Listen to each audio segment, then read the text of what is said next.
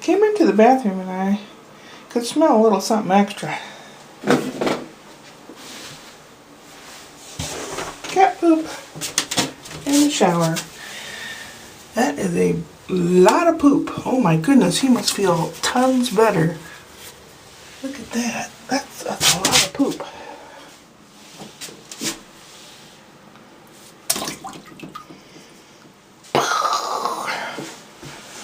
Bums away.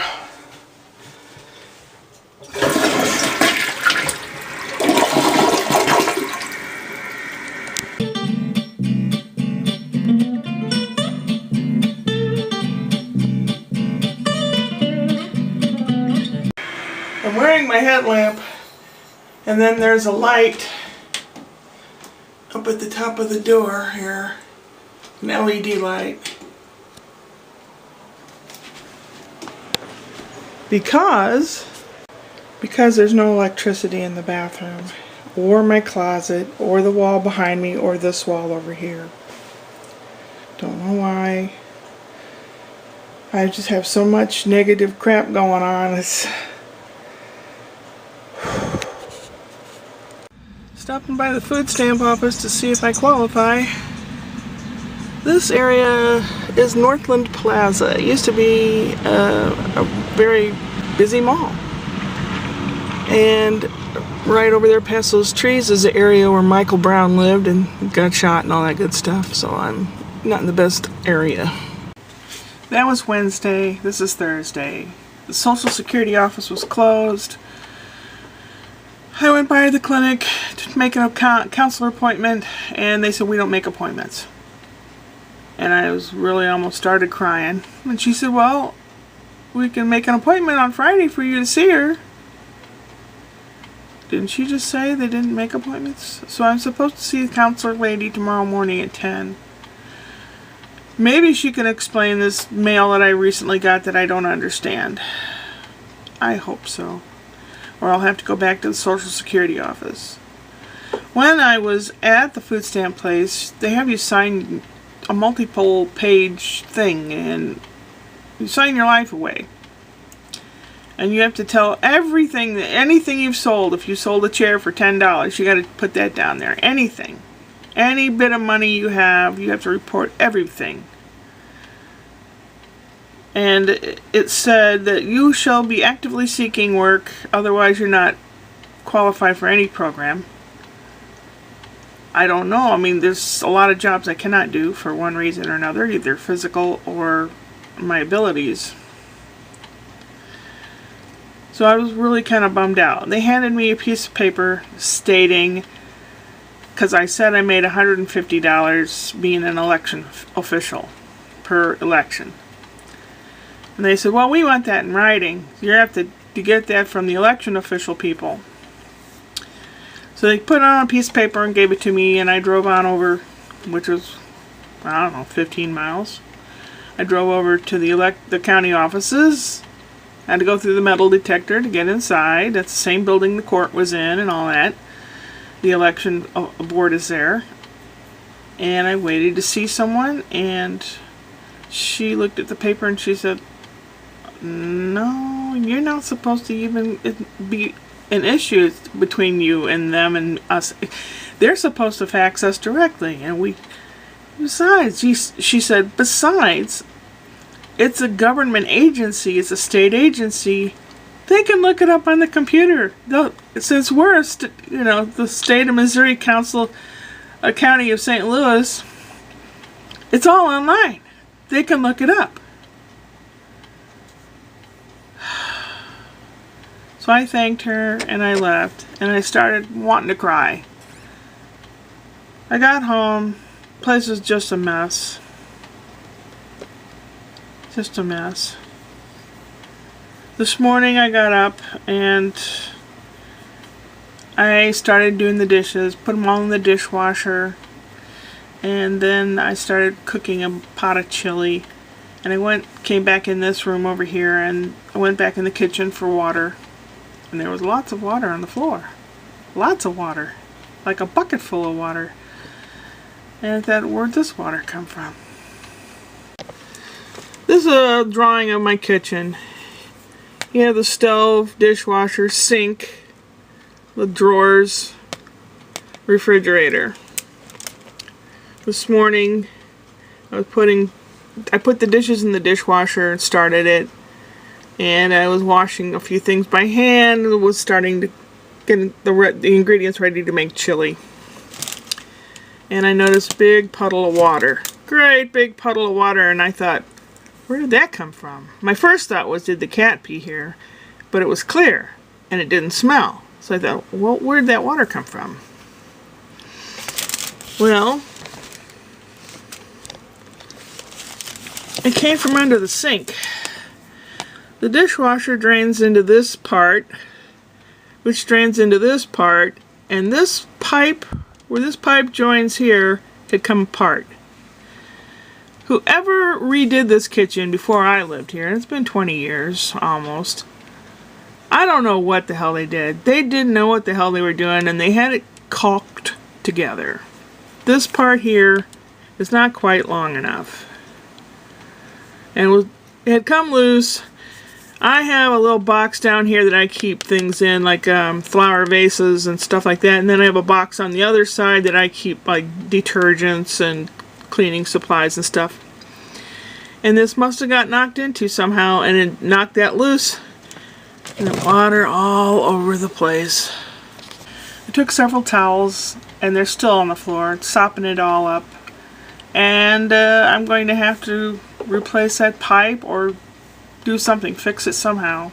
Not really sure. I'll have to get in there in the morning. Well, maybe not in the morning, because I have that counselor appointment, and by the time I get up and have my head half clear, it'll be time to leave for the counselor appointment. So I'll do it when I get back from that, if I'm not crying my eyes out. So I have to fix the sink. Fix the sink, straighten out the junk drawer, put that back together finally. Today I sold an extension ladder, an aluminum extension ladder that originally cost probably about $180, $190, something like that. I sold it for $40 because I need the money. And also the food stamp people say you have to sell everything that you're not currently using. Well, I'm not going to go up and down on the roof anymore, so I sold it.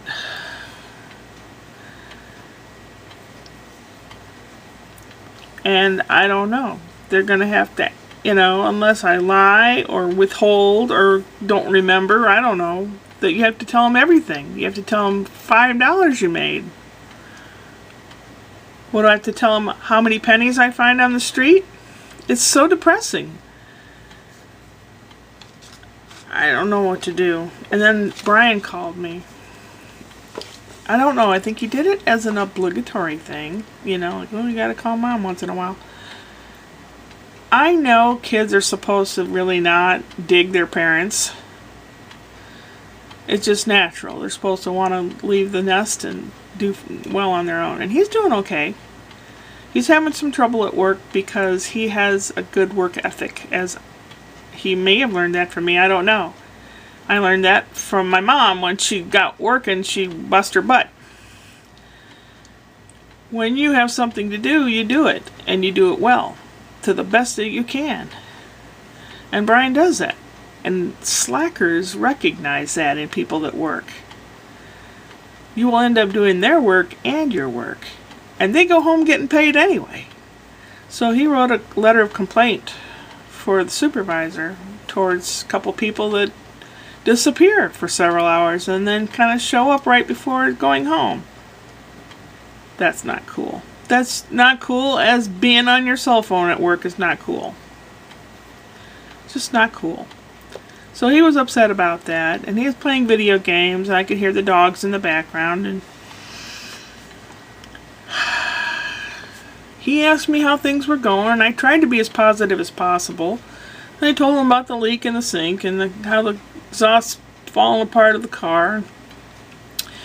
But I'm putting out leads for jobs, and jobs like voiceover jobs and copywriting jobs and desk jobs, things like that. I'm trying. It's not like I'm not trying.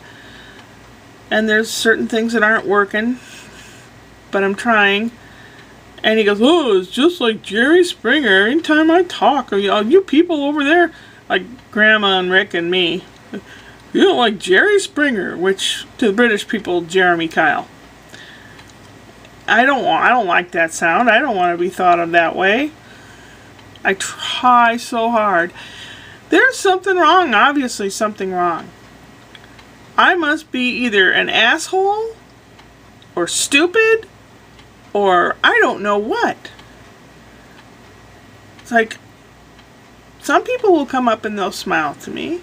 Like the lady that got the ladder, her little girl, she was so cute. She was probably about 5 or 6 years old. And she goes, hi lady, what's your name? And I told her.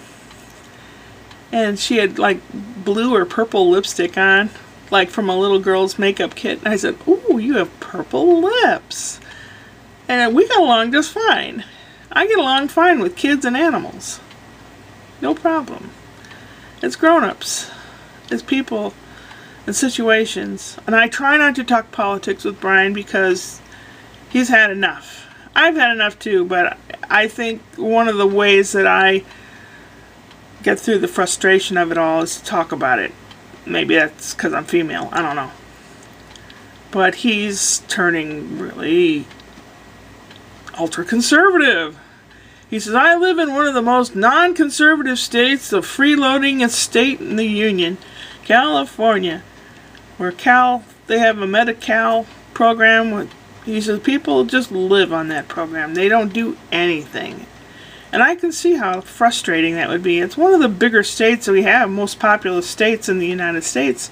And there are a lot of people finding loopholes and not doing a damn thing.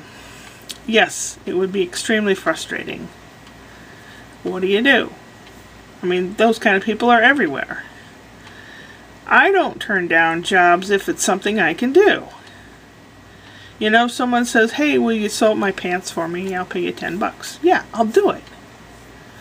You know, I used to paint people's decks or their houses or cater their functions. I'm not opposed to something if I can physically do it.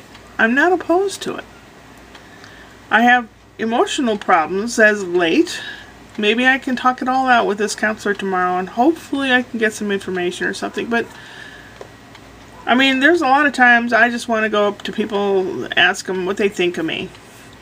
Or put on Facebook to all those people out there what's wrong with me. But if they're kind, wonderful, kind people, which most all of them are, they won't tell me the truth. They'll just be nice. I need to know so I can fix it. Yep, that's what I gotta do. I gotta fix it. Upward and onward.